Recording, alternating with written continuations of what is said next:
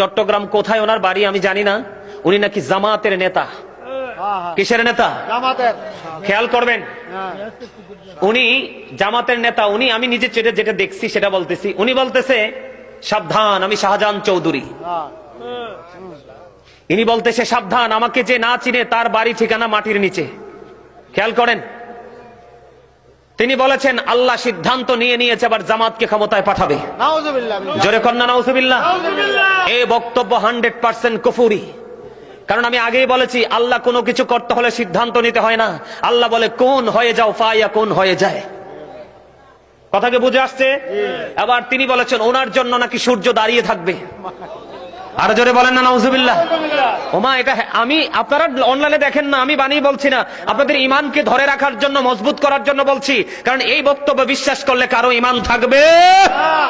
আপনার আমার প্রথম কাজ ইমান, এরপরে আমল। কথা কি বুঝতে পারছেন?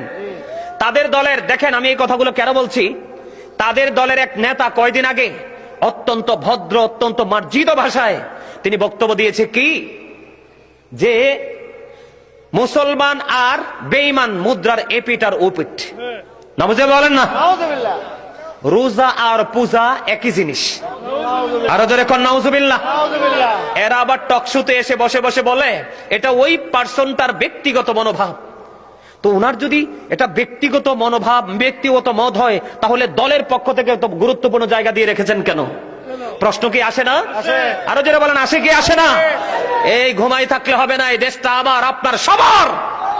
একজন আপনার আমার বাচ্চাকে নষ্ট করে দিবে, ইমানকে চুরি করে নিয়ে যাবে, আপনি আমি চুপ করে বসে থাকবো? কথা বলেন না কেন? এই খেয়াল করেন, আমি দলিল দিচ্ছি, যেই ব্যক্তি পরিপূর্ণ রোজাদার হয়ে মরবে, আমার রাসূল বলেছেন কাল হাসরের ময়দানে তার জন্য স্পেশাল একটা জান্নাতের গেট খোলা হবে, যেটার নাম হলো রাইয়ান। আরো জোরে কন্যা সুবহানাল্লাহ। এই জান্নাতের গেটের নাম হলো রাইয়ান। এই গেটটা দিয়ে শুধু পরিপূর্ণ স্পেশাল রোজাদাররা জান্নাতের গেট দিয়ে ঢুকবে। ঢুকার পরে যখন রোজাদাররা ঢুকে যাবে, অটো দরজাটা বন্ধ হয়ে যাবে। রোজার মর্যাদা আছে না নাই? আর পূজা, রোজার পূজাকে এক করছে, এটা আমার বানানো না। আমি যদি বানাই বলে থাকি আল্লাহ আমার জিহ্বা কাটবে। আপনারা সবাই দেখবেন, অনলাইনে অনুরোধ রইল, আমি আপনাদেরকে বলি। আর পূজা যারা করে, পূজা সম্পর্কে আল্লাহ কি বলেছেন? ইন্নামাল খামরু ওয়াল মাইসিরু ওয়াল আনসাবু ওয়াল আজলামু রিজসুম মিন আমালি শাইতান।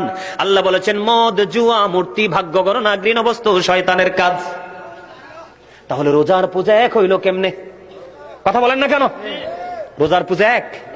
ওরা বলছে হিন্দুদের উলুধ্বনি আর মুসলমানের আজান একই জিনিস। নাউজুবিল্লাহ বলেন না কেন?